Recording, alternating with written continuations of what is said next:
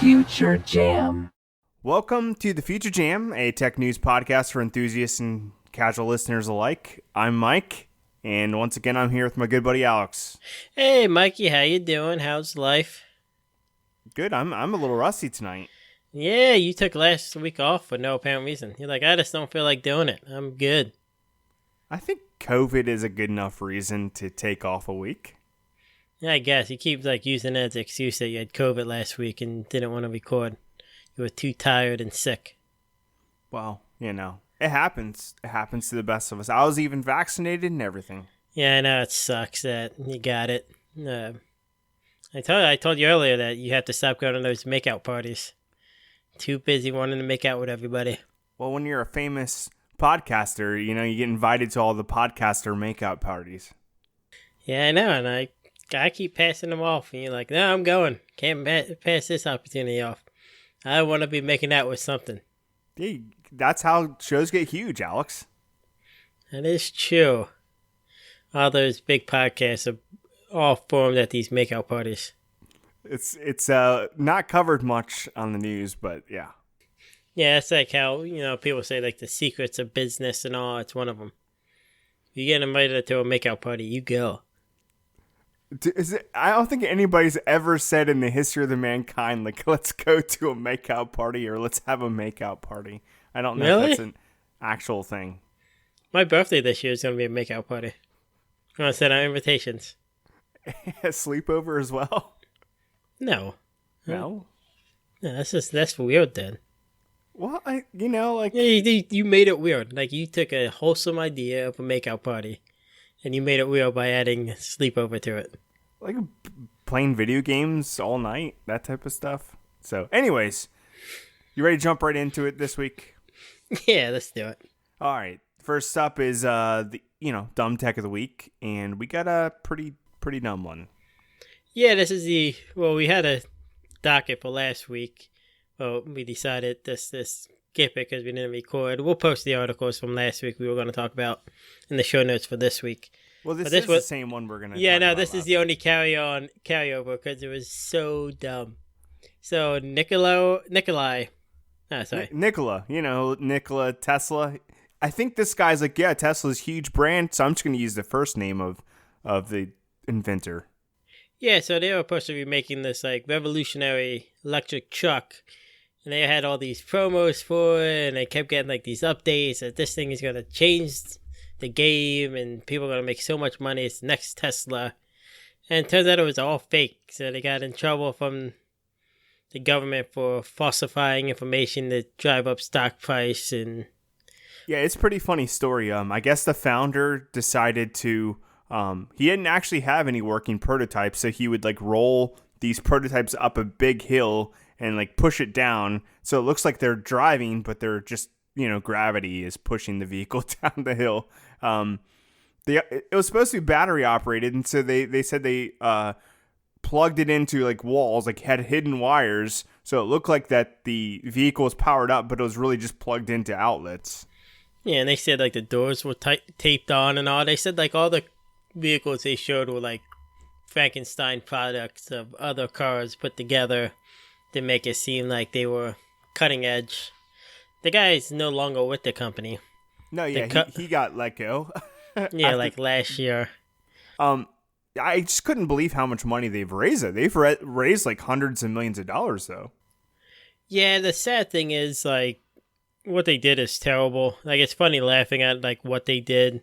But a lot of people lost a lot of money to this, how they did the IPO and sold stocks and all. It was a lot of first-time investors getting in, and everybody thinks these electric cars are the wave of the future.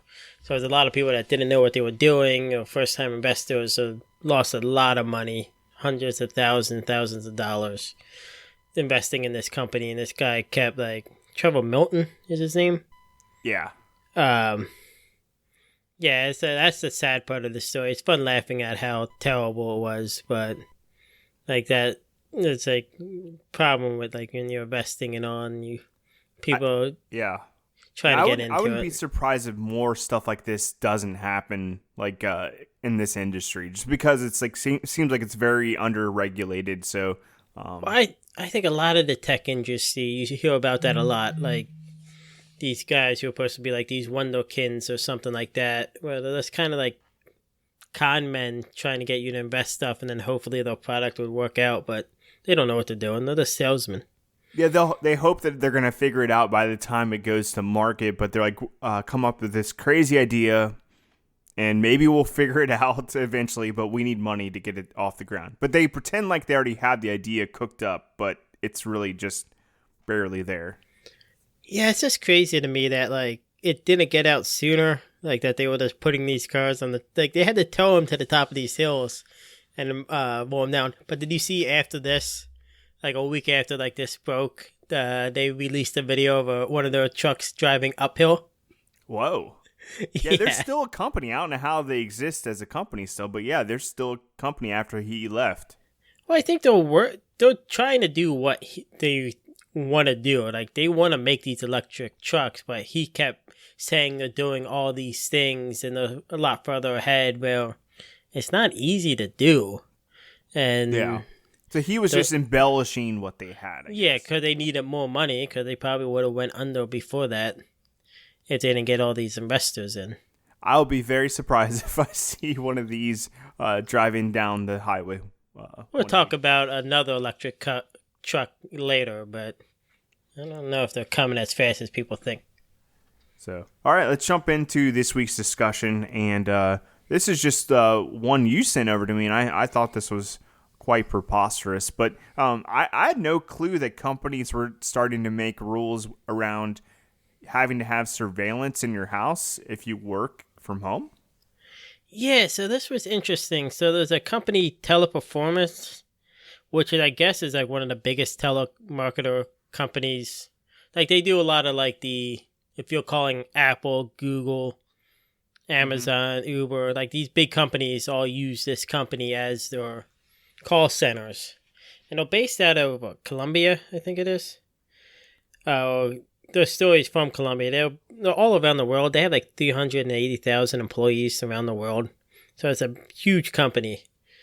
But they're making their employees, starting earlier this year, around like March, sign these contracts that they're allowed to add AI-powered cameras into their homes. And they're allowed to record and use voice analytics and storage data from the workers and the workers' family members, which is just wild to me. There's no need for this. No, because they can see if you do. They already have like monitoring software to see if you're doing your job correctly. So I don't know why they need additional like video cameras and such. And a lot of these people say they work in their bedroom because there's no other space in their house. So it's like putting a camera monitoring system in like a private room of yours. Yeah, and they're making these employees sign contracts allowing them to do it, and they're pretty much like, if you don't sign the contract, you're not working for us anymore. And a lot of these places they're like the biggest employer. Yeah, I also saw there was like they're monitoring people for their clean desk policy and some other stuff like that. Is that because they're worried people are writing down like private information and that sorts of thing? That's what I think they're using that as an excuse to keep the customers secure, information secure. My work has a clean desk policy. We just don't leave stuff out. I just don't get what their end game is. I guess they started using this company, Cloud Campus, that is really allowing them to use this AI-powered cameras and stuff and collect this information. But they said like 200... The company itself has moved more to people working at home. They said like 240,000 of the employees now work at home. So like they want to control their employees, and I think maybe they wonder if like, well, if they know they're on camera, they're going to be working hard and all. The thing that gets me is just like, why do you need access to like, you want them to sign off that they can record like family members and things like that?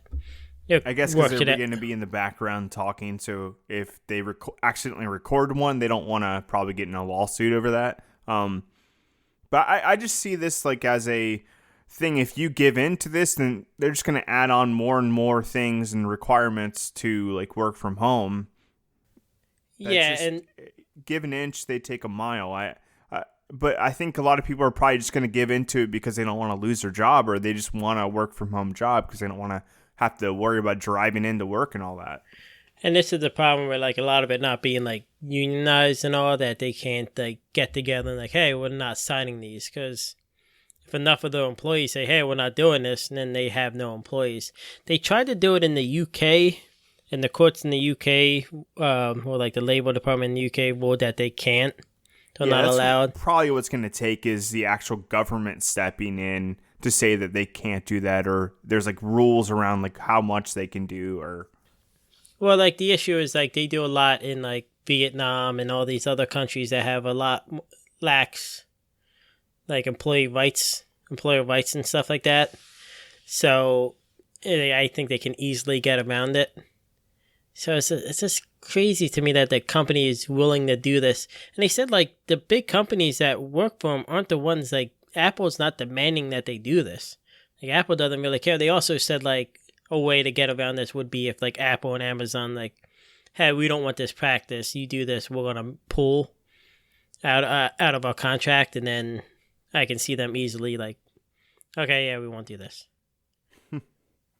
So yeah, I guess Apple would have to like stick up for the employees, which I don't see that happening. And I feel like this is going to continue to get worse, and I don't see anything changing in this sector, honestly. Well, I just think people just go back to work, like in offices. Unless they're really, like this company seems like they're pushing their employees to work from home to save money, but they also want some control. But I work in like a phone, like I used to have to answer phone calls and all. All your phone calls are recorded. All like your tasks and stuff is all recorded through like some system. I assume that they can track what you're doing. I don't see why they need cameras on you. Because they want to make sure you're properly dressed while you're working, Alex. They don't want you sitting in your underwear working, you know. Hey, if I can record this podcast in my underwear, I can do my work in my underwear. Actually, probably streamlined a little bit. You could probably move a little faster, honestly. I do think so. Like, at my job now, I have to wear a shirt and tie. And I do think I would probably be more... Like, maybe oil yourself up a little bit, and, you know, you'll be twice as quick entering in those documents. Well, everybody knows I'm a tin man, so every so often I have to get an oil can down my joints get loose. All right. Let's just jump right into the Tech News Bytes. You ready to rock? I do not have my timer set, so no. Tech News Bytes. All right, the first one up is super depressing, so we'll start with that. How does that sound? Apple announces new iPhone features to detect child sex abuse, like on the iPhone. This has been like pretty controversial in multiple different ways, and surprisingly so. Well, the controversial part is like Apple's reading your messages and things like that, or scanning your messages. Yeah, so it's like hard to say because it is sort of that way. But they announced that they're going to be doing something new with iOS 15, the new watchOS 8, macOS Monterey, and Siri in the Photos app. And yeah, it sounds sketchy, but a lot of this is actually just on the phone side. So the phone has like a built-in algorithm that it's scanning all these things on your phone. It's not actually scanning it in the clouds, Apple says. Yeah, so like they would scan for like sexually explicit photos that include like a child.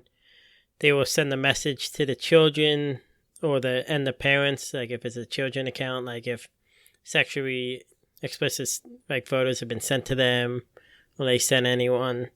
So it's that fine line between like privacy, but they're also trying to protect children. That's what it's aimed for. It's aimed for like protecting children. So it's like, where do you draw the line? I guess I'm fine with it. I don't have anything on my phone that I care about. Yeah, what if you took pictures of like an old statue, you know, like gargoyles and, you know, a naked kid pissing into a fountain or something like that? Like, would that trigger it? I think the technology would be better and you can tell the difference between a statue and a real person. Let's hope so. Yeah. All right, next topic. Yeah, this is dumb. That was a dumb topic. Anyways, let's jump I think into the next one. I think it's an important one, but Yeah, I think so. It's just kind of weird.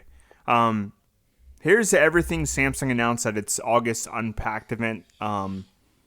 There's some pretty cool new devices. Samsung announced like the new flip phones. Flip phones are back again. yeah, I was excited for the Galaxy Z Flip 3. I thought it looked cool. I liked Is that it better the one than you were most excited about? I think so. It's the cheaper. It's not the Fold 3, which is more expensive. I liked it. I don't know. There's something about it. I like the form factor. It's the yeah. first foldable phone that I can think of that's less than $1,000, and it folds up to like the size of how small would you say that is? I want to say it's bigger than the old flip phones were. Like it's kind of reminds me of the Game Boy Pocket that could flip. Oh like yeah, that yeah, size. it does kind of, yeah. And like they'll have like stuff on the outside that you can click right away, so you don't have to flip it up. And Samsung Pay, you don't have to flip it up to use. You can just keep it closed. Yeah. So like I like that idea of it. The S Pen was cool. So they have like the stylus pen that you can use on the Fold and like your Samsung products. So I guess it's designed if you put too much pressure on it, it will retract itself. So it doesn't hurt the screen. Yeah, because the inside screens are kind of softer than your normal screen because it's a bendable material. But they said it's 80% stronger, water resistant this time around. So that's good because if you got one drop of water on the old model from last year, pretty much dead in the water. Yeah, so like we said before with these flip phones, that the technology is slowly getting better. So they're going to catch up to where regular phones are now. It's just you don't want to buy the first generation of it.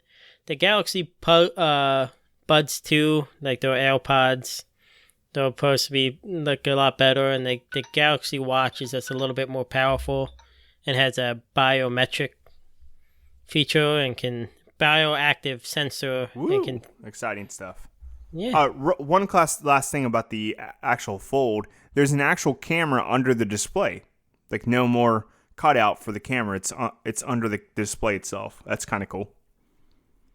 All right, let's jump into the next one. AirPods will link with an Apple ID in iOS 15 to enable Find My support. Yeah, so if you lose your iPod or AirPod, you can use Find My Phone to find it. Yeah, this is an exciting story, like we both have AirPods and we both lose them every week. So, if we lose our AirPods, we could just log into our app and it'll show where it's at on the map anywhere in the country. Well, thank God we got that Future Jam money that we can just buy new pairs every week. That's true. Neither of us have AirPods or iPhones or anything like that. So we're high tech over here. It's cool technology, like especially if you're one who loses a lot. Well, not cheap, so losing one is annoying. The only issue is like if it's stolen, like it can be wiped and you won't be able to find it. They can just use it, tie it to a different account.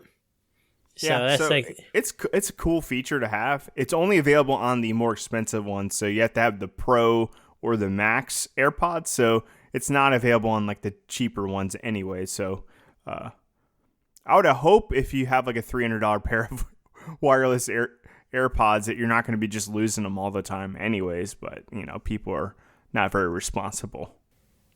Yeah. All right, you ready to jump on the next one? Yep. All right. TikTok limits the visibility of teens' videos amid safety push. This is like one of the most popular apps right now. I just saw that it actually passed Facebook up recently as the most downloaded app, which is crazy, like how fast this took off. There's so many kids that have this app now that they're probably trying to tighten it down a little bit because it was a pretty open app to start out with.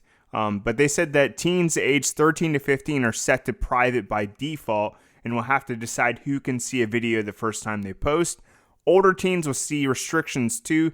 TikTok will turn off direct messages by default to 16 to 17-year-olds.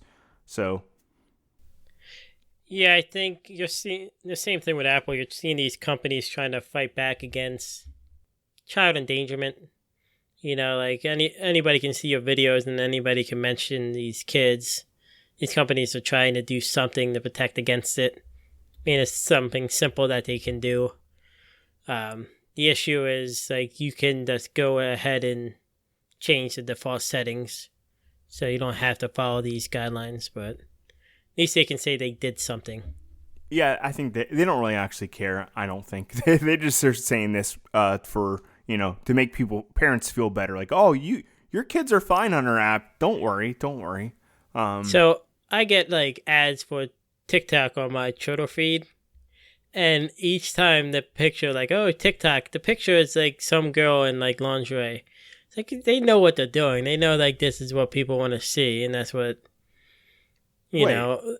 I think they're targeting this at you, Alex.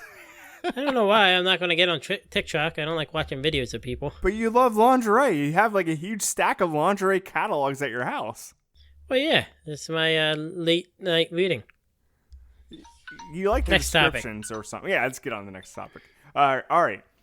A powerful new deepfake tool has digitally undressed thousands of women. I don't know why this is funny. It shouldn't be. It's not funny at all. It's super scary and it's creepy. Terrible. Yeah. It's super creepy. I didn't know existed, and I guess it's really popular. They said it's actually gotten more popular because people post referral links. If you advertise that this site exists, that they'll let you make more pictures or whatever. Yeah. The Huffington Post article wouldn't release the website that caused people to go to the website, but it has like 38 million hits since 2012. And going what you were saying, like you get a free picture every 2 hours, but if you get like referred people and all, you can get like 100 pictures for free. But it's like so creepy. Like, so you can just upload a picture of any woman, and they say it's a woman. It doesn't work on guys. They've tried uploading pictures of guys. Dang it! What? Yeah, and it gives them boobs. That's sexist. Come on. Yeah. So it's only for women, but they said it's like ridiculously accurate, and like we're undressed, and like they send a lot of the times it's like pictures of guys, women that the guys know. It's just super creepy. Like, why does this technology need to exist? Like, none of the government doesn't have any laws against it.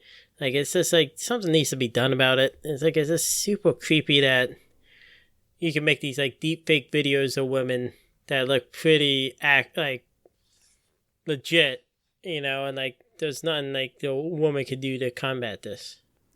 Yeah, that would be really weird if you like were online and you saw a picture of yourself and like, I don't remember posing naked for this picture. Yeah. It's just messed up. Like, I don't know. They said that they've tried to take them down a couple times and they just find a new server. Yeah. Yeah, they said like the host site took it down and then it's moved somewhere else. Or the crazy thing was like they're like in the company's like, oh, we don't store these pictures, but the person can send like the link to whoever they want. So like, what, you don't store them. It doesn't matter if you store them or not. You're still allowing people to do this. Yeah, it's questionable at best. Actually, not questionable at best at all. It's just super shady and ridiculous. Okay, next topic. All right, pay cut. Google employees who work from home are going to get a pay cut. This is an awkward thing to deal with. It's just annoying. So what Google's doing is based off your commute and how far away it is from where you're supposed to be working. They're going to dock your pay. So one guy was saying he lives 2 hours from like the Google center in Seattle. He lives in like a suburb 2 hours away, and he drives in every day, but they want to dock his pay with the Google calculations that they have. About 10%. Yeah, 10%. Yeah, it's like I don't get Google's aim at this. I think they're trying to go after people from working from home, but like the examples they use is like New York, like people that live in Connecticut, like that's a common thing in New York that people live outside the city, and like they live in New Jersey, and so you're docking no pay because they don't live in the city that your building is based. Yeah, they actually have like a calculator, and you can input like all your information, and it'll tell you how much pay you're going to get taken away from you. But I guess it's based on like the income of your surrounding city or wherever you live. So if you live just like 30 minutes further out than other people and the people around you make less and you're going to make less, which I don't think that's right. If you got hired at a certain pay and then they dock you, I don't think that's right at all. Yeah, the question is, why are you subject to the pay of the people in your area because you choose to live there? Yeah. It seems like it's a way Google is using this because they're like, we always pay some of the highest in the areas that we're in. So if you're not in the we're going to pay you for the highest in like the area you're in now. It just seems like Google's trying to pay people less and they're using this as an excuse, or they are getting a lot of backlash because they get a lot of tax breaks to build in these cities. And then people aren't actually living in the cities to work. Yeah, it's annoying because Google can afford it. So yeah, it's not like they're losing money or anything. They're still making money hand over fist. It just seems like an odd fight that they want to pick. Yeah, I don't get it. So next one up, UN report says most climate change effects are unprecedented and irreversible. And this is based off like a document that represents like the most comprehensive analysis of physical science behind climate change ever amassed in human history. 284 scientists worked on this over 8 years, and it has like 14,000 studies sourced. Pretty crazy. Yeah, it's wild we're at this point. And so many people fought climate change for so long for no apparent reason, except for the fact that the car companies told us that it wasn't bad and the gas companies told us it wasn't bad. Yeah, we're seeing it now with the heat waves and the droughts and the sea level rising and the extreme weather. It's going to get more common, and they're saying there's not much we can do. They're saying in 20 or 80 years that's when we'll see like the global temperature stabilize, but we don't know what it's going to be like. It's really like we have to make cuts to like our emissions right now. Yeah, I don't know what there is to do. I guess we can make some drastic changes in America, but I feel like we are so behind on what we're going to be doing that we have so much to catch up with. Yeah, I was reading a story about the city of Miami because the water level is rising, and the Army Corps of Engineers like, hey, you should just build a 20-foot wall down the middle of downtown Miami to protect against the rising waters. And they're like, oh, we can't do that. And then the leadership in Miami admitted that the Republicans admitted that they fought climate change for so long that they're 20 years behind where they need to be to fight the changes. Yeah, we should have done like a gradual like change, and instead we're just like playing catch up right now, and it's just not going to be enough and fast enough. So we're kind of between a rock and a hard place. And one other story I forgot to add, we talked about it a little bit before the show started, but California is trying to do certain things, and one of the things I saw they're doing now is they're forcing new construction to have solar panels on the buildings, which is pretty interesting. I never thought of that as a forced. Yeah. No, keep going. No, I told you that you sent this article, and I said, yeah, add it when I was at work, and then I forgot to read it, so I didn't read it. So, but you can talk about it. Oh, all they did was California basically just said that in 2023, I think that new in buildings being built for industrial use would be required to have solar panels and battery backups. Single family homes, they said, would be like a case-by-case basis, so it wasn't going to be required for those. But for new industrial buildings, they were going to make it a requirement. It makes sense. I mean, why not? Do something. I'm a firm believer in solar panels and solar power, so why not? Yeah, why not? So final story, Pepsi is teaming up with Boston Beer to make a boozy Mountain Dew. Yeah, I added this one for you, Mike. I saw the docket and I saw these are a lot of depressing stories. But this one gives me hope. It does. They have, I'm excited. I would definitely try this. They have black cherry, watermelon, and I guess original. Yeah, so original. That's the flavor everybody wants, right? So yeah, it's the team with Sam Adams. It's going to be 5% alcohol. I don't know if you already said that. No. Yeah, 5% alcohol. It's the whole new craze, hard soda craze, and that people are having with the seltzers and stuff like that. I'm excited. I think it'll be good. I was kind of disappointed because I kind of was hoping for a Code Red. I think a Code Red would be cool. Yeah, I feel like Code Red is kind of off everybody's radar. It's not really talked about. I don't even know if they... I think they still sell it. I think they have at the vending machine at work. Yeah, I always liked Code Red. That one like is like a prime example of the 90s. That one's it's been around for a long time. I remember like when it came out. Like the late 90s, early 2000s. I feel like Code Red sums up that time period. Like cool and extreme Code Red. I do actually remember liking it a lot when it first came out, but it's not something I get because I usually drink zero or like diet sodas now, and I can't ever find Code Red in like a zero flavor. So I don't know if they make it. Yeah, maybe not. They make a lot of their other flavors in zero, but I haven't found Code Red. I don't drink Mountain Dew too often.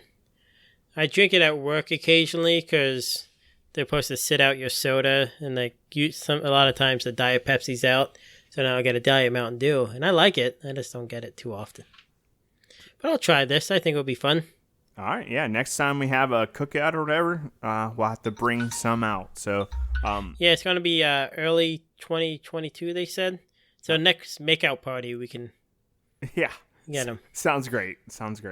All right, real quick, we have a tech RIP. We haven't had one of these in a while. Vudu and FandangoNow are merging, so FandangoNow is no more. Is it really not really a funeral, but like a merging? I would say it's like a wedding. Okay. Tech of the week. Well, I mean, you also die when you get married. That's true. It's the death of you.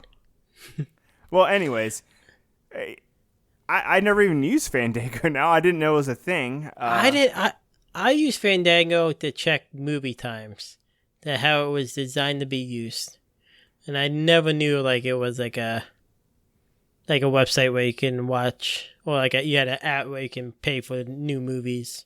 That's what it was. Yeah, it's same with Vudu. Vudu is an app where you can buy a movie digitally, and it's like in a locker, so you can keep a library of this stuff. My worry is in 10 years, will we even have digital lockers? Like if you bought all your movies on Vudu, or if you bought all your movies like another service, once those services go out of business, you're done for, right? Yeah, but I think they'll be picked up by somebody. Like somebody would buy them out. I think the market to still buy movies on demand will probably still be there. I mean, it's kind of interesting now with what's going on with like streaming and Disney Plus and like that whole argument between the movies and things like that. But I think the on-demand thing is something that the studios don't want to go away. So you'll need somebody to do it, and that's why I think Vudu and FandangoNow will go like fill that void. It is kind of an awkward market because do you remember the app Movies Anywhere? No. Yeah, so there's this app. I think it was owned by Disney. I think it still exists. Pretty sure it doesn't, at least. But the idea is Movies Anywhere will have your digital movies from all the services. So you sign into the Movies Anywhere app with all your service logins, and all the movies will be in one spot. But it had to be the movie companies themselves had to sign on to allow this to happen. So like 75% of your library would move over to Movies Anywhere, but not some of the movies wouldn't because the company who owned that movie said, no, we don't want to participate. Yeah, it kind of makes sense. So it's like it's just not an easy way to like find all your stuff. Like if you buy a movie, like you have to use all these weird services, and there's no good way to have all your stuff in one place. Yeah. I don't know. I'm surprised they took the Vudu name. I would have thought Fandango's a bigger name but maybe it's not bigger for what they're trying to do. Well, Vudu, it sounds more synonymous with this, and FandangoNow sounds like a fake subscription service. Yeah, well, Fandango is where you bought your movie tickets, and they tried to branch into, selling on-demand movies, but I don't even like Fandango. Their app runs like garbage. They charge you fees. The only good thing about it is it's, I guess, fun to choose your seat, so you don't have to show up way early to your movie to get a good seat. I always used it to buy, not buy movie tickets, but to just check, because you can check multiple movie theaters at once. Like, you can check Cinemark from an AMC at the same time. Yeah, that's true. Yeah, it was good for checking movie times and stuff like that. So, yeah, it's not the worst, but the app definitely runs pretty poorly, I think. Anyways, real quick, one final thing. I think we predicted that Tesla's Cybertruck wasn't coming out this year, right? I think you did, yeah. And, yeah, they pushed it to 2022, so... Didn't you see Elon Musk said, well, if it came out now, it would be $1 million. I think it's either not performing like they want to, or it didn't compare to the new F-150 Lightning. Whatever, they saw what that can do, and we need to reconfigure this truck. Yeah, also it's relying on this new battery that they're coming out with, and they're having a whole bunch of trouble getting this battery manufactured. So all these cars are reliant on this battery coming out, and they can't release these cars until the battery works and they can manufacture it fast enough. So the Cybertruck's probably going to be pushed to 2023. They have that sports car. What's it called? The Tesla Roadster. That was supposed to come out 5 years ago. Still not out. Are you talking about Mickey and the Roadster Racers, or? No. Tesla Roadster. And then they have the Tesla semi-truck that is not out yet. Yeah, I think they thought they could get this done a lot sooner than they actually can. Yeah, so it makes me think that electric vehicles are a lot harder to make and get right than everybody says they are. 100%. Cars are a lot harder to make than people think they are. That's why you see a lot of these companies get into making cars, and then they realize, it's not that easy. Yeah. There's so many moving parts when it comes to building a car that's why, it really isn't that easy just, to start a car company. Tesla was able to do it, but how long did it take them to actually build the first Tesla and where they're at now? Well, that's why I'm saying, all these rules that, we're going to get all electric vehicles by 2030, 2035, I still don't think that's enough time for everybody to have a car that works to their liking. I don't think it's time for, enough people to buy cars, but, I think since the major manufacturers are behind electric cars now, it's easier for Ford knows how to build a car. Yeah. They know all that. They know how... the generalize how a car works. They just need to figure out the engine part of it, since they're not doing that anymore. And I think that's a lot easier for them than it was for a lot of these newer companies trying to get in. So how awkward is it going to be when all these car manufacturers spend billions of dollars to make all these electric cars? They release them, and the sales numbers are really, really low. And they're well, the government says we have to keep making these, but only a quarter of our customers are buying them. I think they see the numbers. I think they see the numbers going up with sales. I think the Mach-E, the Ford Mustang Mach-E, I think is selling really well, they say. And I think the Ford, it takes a big name like the Mustang or the F-150 Lightning. If that sells well and the reviews are really well, I think you'll see other companies hey, Ford is making a ton of money with this truck. We need to start doing more on that. And I think that's what they're seeing with Tesla. So I think that is forcing their hands. And they're probably doing customer surveys and getting people's opinion, what do you want to see in an electric car? Would you be more willing to buy an electric car over a gas car in the future? So do you think the F-150 Lightning has like the best opportunity to outsell its gas counterpart, or which vehicle, if you could come up with one, would outperform a gas counterpart? I would say the Mach-E would have a better chance. Just because, I mean, I don't know how well the Mustang sells in general. I don't think it says much. I think I think it's like number 1 or number 2 in the sports car market, like that segment. Really? Does Dodge make Dodge makes a Challenger. They don't make an electric one yet, but they're coming out with one. I can see that one. People love the Challenger. If they can make like a good like muscle car like that electric, I think that would be good. I think it's tough because like the F-150 market is like they're like working people. Yeah, a lot of people like, that are against global warming, maybe.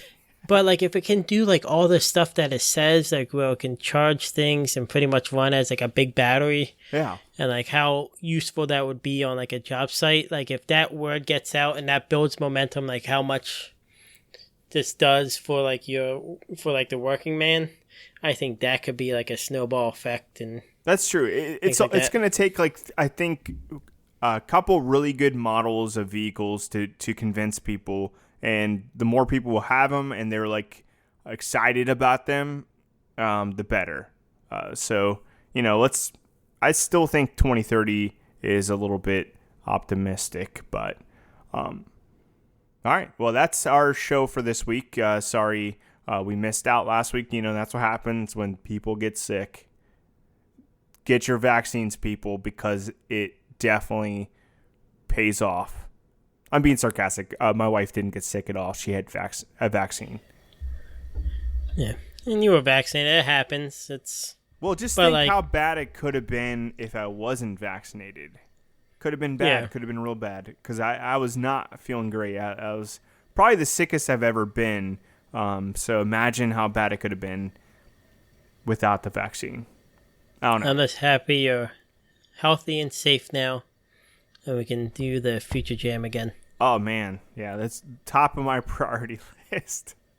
I said, and maybe the whole time I kept saying, honey, I just want to get better so we can record the Future Jam next Wednesday. I imagine when you're a multi-billionaire on your deathbed, your last words are going to be, Future Jam. And people are going to be, what he meant by it. It's been so long, and he done the one thing in your life that made you happy. That's true. Talking to me. 100%. So you can find us at the Future Jam on Twitter, Instagram, Facebook, and we don't have a Twitter poll of the week, but I'm sure we could make one up right here on the spot. But I don't feel like posting one this week. So, all right, thanks for listening, and as long as nobody else gets sick, we'll see you next week. Bye.